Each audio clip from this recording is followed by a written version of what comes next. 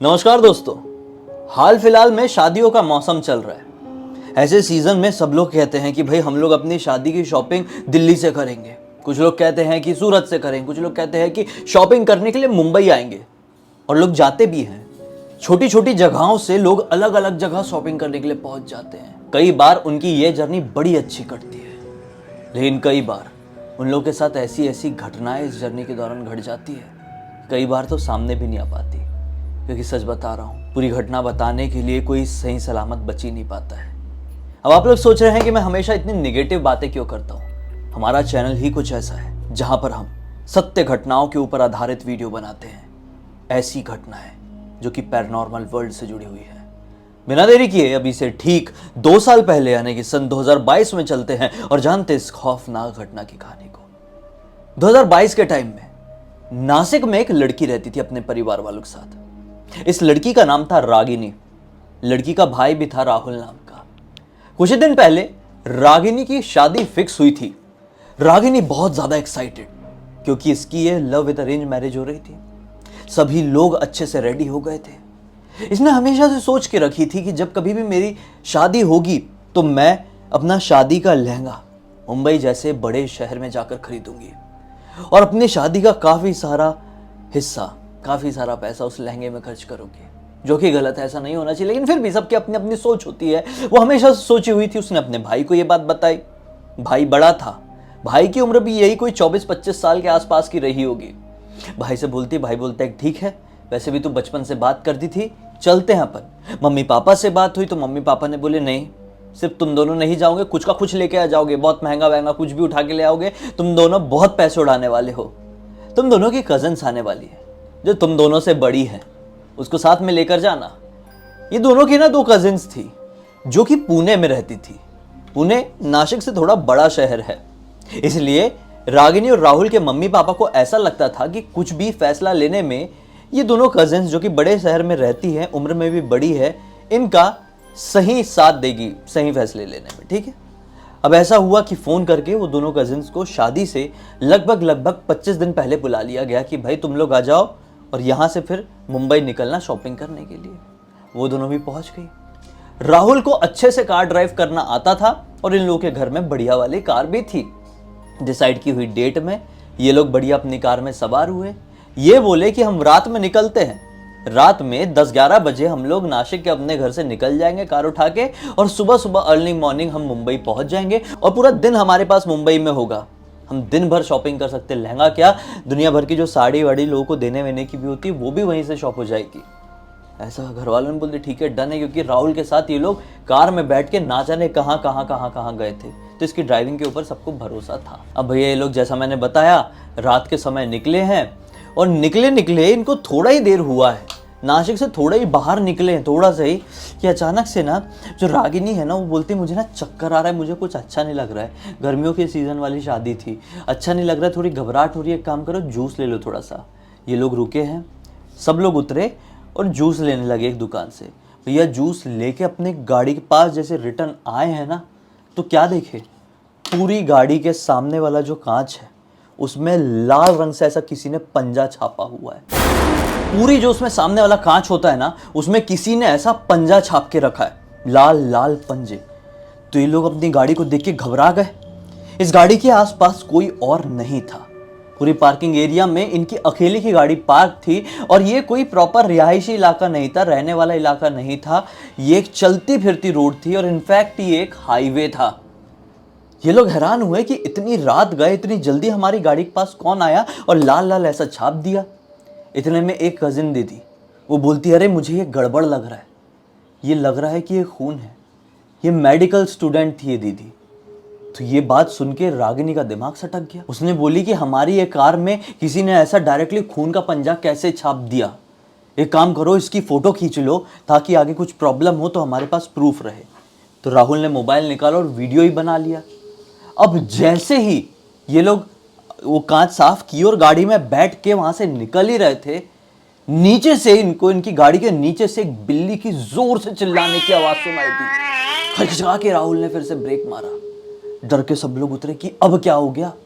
जैसे उतरे तो क्या देखे, पीछे वाले टायर के नीचे एक ब्लैक कलर की बिल्ली आके उसका हो गया, राम नाम सत्य हो गया। बाप रे बोले, बिल्ली मर गई गाड़ी के नीचे आके। एक कजिन दीदी बोलने लगी कि ऐसा ये अच्छा नहीं माना जाता है, किसी भी जर्नी की शुरुआत करने से पहले ऐसा बिल्ली रास्ता काटे तो उस जर्नी को टाल दिया जाता है।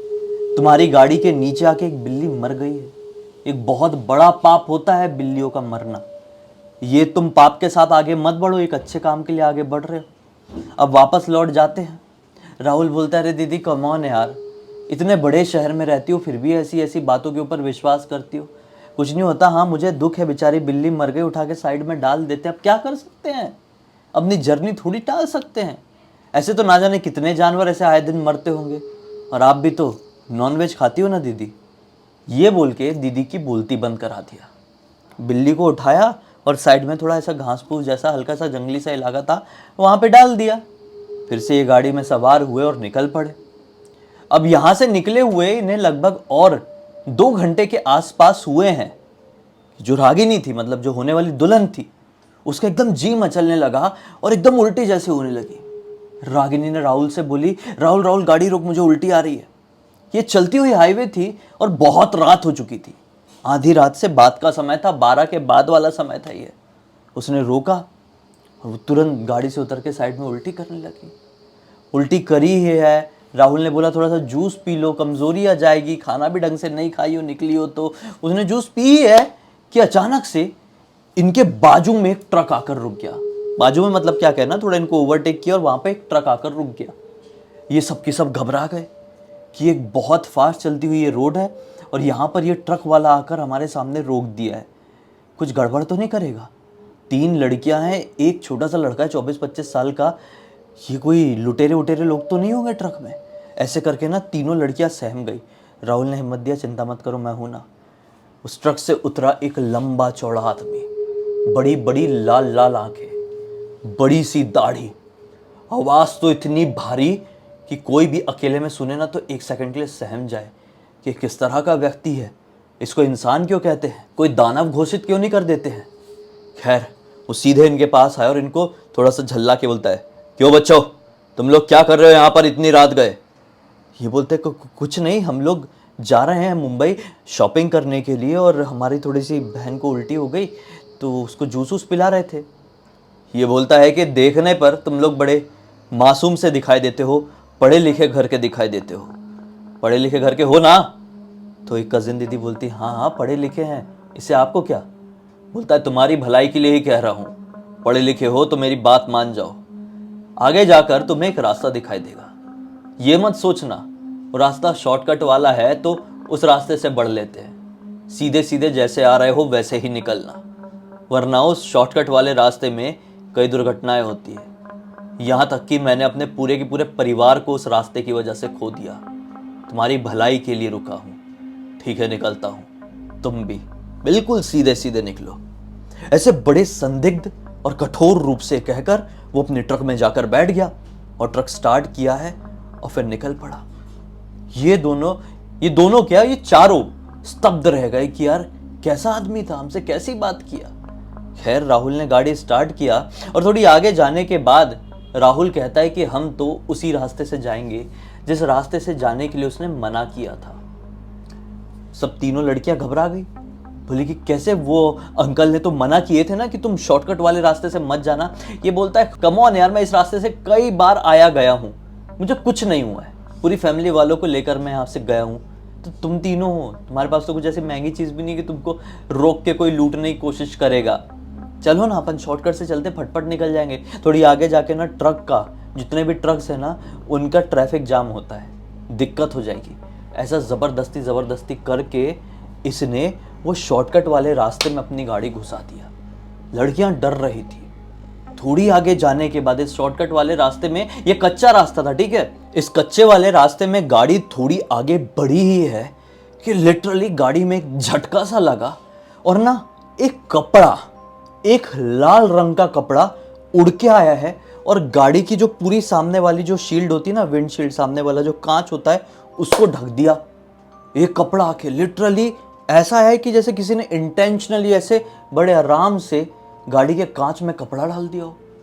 देखो कई बार चोर लिटोरे की ऐसी ट्रिक होती है कि आप हाईवे से ऐसी सुनसान जगह से जा रहे हैं तो आपकी गाड़ी के कांच में अंडा फेंक के मारेंगे। आपने जैसे ही वाइपर ऑन किए, वो अंडे में पता नहीं ऐसा क्या मिक्स रहता है भाई, पूरा आपके वो कांच का विजन ब्लॉक कर देगा और आपको ना चाहकर भी गाड़ी रोकना पड़ेगा, नहीं थोड़ी आगे जाके आप ठुक जाएंगे।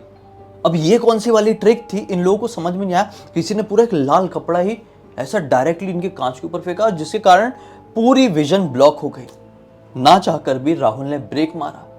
अब राहुल उतरने ही वाला था कि लड़कियां रोकने लगी, नहीं नहीं नहीं नहीं उतरना, वैसे भी अंकल ने मना किए थे यहाँ पर से आने से, हम लोग आ रहे हैं। और किसी ने अब गाड़ी के ऊपर कपड़ा फेंका है, तुम उसको हटाने के लिए उतरोगे, पता चला पीछे से कोई आ जाए और ऐसे ऐसी कर दे हमारी। ये बोलता है अरे ठीक है यार, क्या अंकल अंकल हम देख लेंगे, हम भी क्या है, हो सकता है किसी का कपड़ा उड़ के आ गया होगा ऊपर पहाड़ वहाड़ से, रुको मैं हटा देता हूँ। ऐसे बोल के अपनी गाड़ी से उठा है और सामने जाके वो कांच से वो कपड़ा हटा ही रहा है, किसको ना म्याऊं म्याऊं करती एक बिल्ली दिखाई दी जो गाड़ी के बोनट के सामने है। इसने सोचा कि फिर से बिल्ली, ये थोड़ा सा उसको हटाने शूशू करने के लिए ऐसे आगे बढ़ा ही है, गाड़ी के बोनट के सामने गई है कि फट से उसका हेडलाइट टूटा और उसके जो पूरे कांच है ना सब फड़फड़ा के ऐसे पूरे फैल गए। और जो कांच फट से फूटा है, हेडलाइट का कांच, एक इतना बड़ा कांच उसके पैर में जाके घुस गया, बहुत गंदा घुस गया एकदम। तुरंत वहां से बहुत ज्यादा ब्लीडिंग शुरू हो गई, बहुत ज्यादा खून आना शुरू हो गया। वो दर्द के मारे वहीं पर अपने पैर को पकड़ लिया। अब अंदर बैठी हुई उसकी दीदियों को ये देखा नहीं गया और वो भी जल्दबाजी में उतरी, अरे राहुल ठीक है क्या, ठीक है क्या। सब की सब गाड़ियों से उतर गई और राहुल को इतना दर्द होने लगा, इतना दर्द होने लगा कि वो संभाल नहीं पा रहा और खून भी बहुत ज़्यादा आ रहा था। इन लड़कियों ने भी पकड़ के उस कांच को निकालने की कोशिश करी, वो MBBS वाली लड़की ने भी, लेकिन फिर भी राहुल इतना फड़फड़ा रहा था दर्द से कि वो निकाल नहीं पा रही थी। उसको समझा रही है राहुल निकालेंगे तो प्रॉब्लम हो जाएगी, ये हो जाएगा वो हो जाएगा। इतने में रागिनी को पीछे की तरफ से कोई दौड़ता हुआ दिखाई दिया।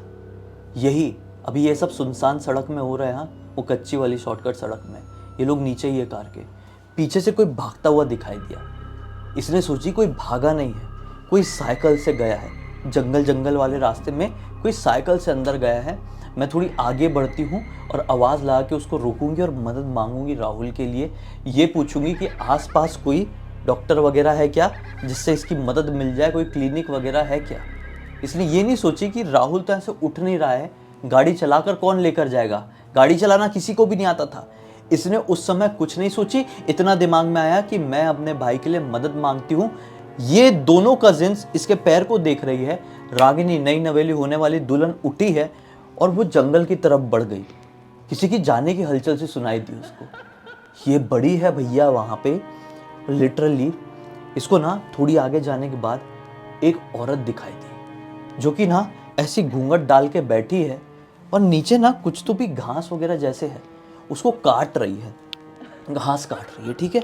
पता नहीं, इसने सोची कि आसपास के गांव वाली कुछ काम करने वाली होगी और ये कोई सब्जी वब्जी इसको बनाना होगा तो वो काट रही है।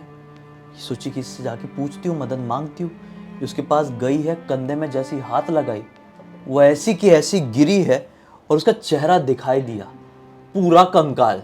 उसका शरीर था ही नहीं, वो पूरा कंकाल था। इसके दिमाग के परखच्चे उड़ गए कि अगर ये कंकाल था, ये इंसान नहीं थी, तो ये घास कैसे काट रही थी अभी बैठ के प्रॉपर, और जैसे मैंने हाथ लगाई ये कंकाल की कैसे बन गई। ये जोर से चिल्लाई है और भागी है, गंदा वाला भागी अपने कजिन्स भाई बहन की तरफ। बोली चलो यहाँ से निकलो, यहाँ पे बहुत बड़ी प्रॉब्लम है, राहुल तू कैसे भी करके गाड़ी में बैठ। ये लोग हड़बड़ाते हुए गाड़ी की तरफ बढ़े हैं। जैसी गाड़ी का दरवाजा खोले हैं, ड्राइवर सीट में वही मरी वाली बिल्ली जो नासिक से निकलते से ही इन लोगों को गाड़ी के नीचे आ गई थी, दिखाई दी थी, वही वाली मरी वाली बिल्ली ड्राइवर सीट में ऐसी फैल के पड़ी हुई है और पूरा खून खान उस बिल्ली का इस ड्राइवर सीट में। अरे भैया, एक जो कजिन दीदी थी ना, जो डॉक्टर वाली नहीं थी, वो इस चीज़ को देखकर वहीं पर चक्कर खा गई। बहुत सारे लोगों को खून देखकर चक्कर आ जाता है, वहीं पर चक्कर खा गई। लेकिन फिर भी वो जो MBBS वाली दीदी थी, उन्होंने जैसे तैसे करके वो पूरी बिल्ली को वहाँ से हटाई है, जल्दी जल्दी वहाँ पे खून साफ करी। किसी की हिम्मत नहीं हो पा रही थी। राहुल को बैठाई है और बिना उसको बोले खच्च से पकड़ के खींच दी। अभी तक बहुत नौटंकी मार रहा था। वो कांच जो घुसा था खच से पकड़ के खींच दी और अपने एक दुपट्टे से उसका पैर बांधी और बोली जल्दी से निकल, यहाँ पर अब हमको ज़्यादा देर के लिए नहीं रुकना है, वरना कोई ना कोई दुर्घटना आज पक्का हो जाएगी। राहुल ने बोला ठीक है दीदी, मैं जैसे तैसे करके गाड़ी चलाता हूँ। भैया गाड़ी में सब लोग सवार हुए हैं। राहुल ने कैसे कैसे करके गाड़ी वहाँ से निकाला है। किस्मत इतनी अच्छी कि ये लोग सही सलामत वहाँ से बाहर निकल गए और नॉर्मल वाले हाईवे में ये लोग लग गए। नॉन स्टॉप ये लोग मुंबई भगा कर आए हैं, फिर पूरी रात वहाँ पर काटे और अगले दिन सुबह सुबह वहाँ से निकले। कसम खा लिए कि रात में कहीं का ट्रैवल नहीं करेंगे। जीवन में कोई सलाह देने आएगा तो उसको गलत नहीं समझेंगे, उसकी सलाह को एक बार फोकस डाल के समझेंगे, तभी कोई कदम उठाएंगे। इन्होंने वो ट्रक वाले अंकल को गलत आदमी समझ लिए थे, जबकि वो भलाई के लिए कहे थे कि उस रास्ते से मत जाना, मेरा पूरा परिवार वहाँ पे जाने की वजह से ख़त्म हो गया। सचमुच में हो सकता है वो अंकल जी भी अपने परिवार के साथ वहाँ से गुजर रहे होंगे, और क्या पता वहाँ पर भटकती हुई आत्मा ने उनके परिवार के साथ भी कुछ ऐसे ही या फिर इससे भी ज़्यादा कुछ खौफनाक कर दी हो। इस पूरी घटना की जानकारी मुझे किसी और ने नहीं बल्कि खुद रागिनी ने लिख के इंस्टाग्राम पर भेजी। बोली पूरी दुनिया को बताइए और एक सीख, एक अच्छी सबक दीजिए। इसी बात पे अब तक इस वीडियो को देख लिए हैं तो लाइक जरूर कर देना, चैनल को सब्सक्राइब करके बेल आइकन दबा के ऑल के ऑप्शन में क्लिक करना, क्योंकि इसी तरह के हैरान कर देने वाले खौफनाक वीडियोस डेली आप लोगों के सामने लेके आता रहता हूँ। इंस्टाग्राम के लिंक इस वीडियो के डिस्क्रिप्शन बॉक्स में मिल जाए, क्लिक करके डायरेक्टली वहाँ पर पहुंच जाना। और इसी तरह कोई भी कहानी, टॉपिक या जानकारी आप लोगों के पास भी है तो लिख भेजना। हो सकता है मेरा अगला वीडियो कल आपके हिसाब से ही बन रहा हो। तो चलिए कल फिर से मिलता हूँ, तब तक के लिए बहुत बहुत धन्यवाद। आपका दिन शुभ हो।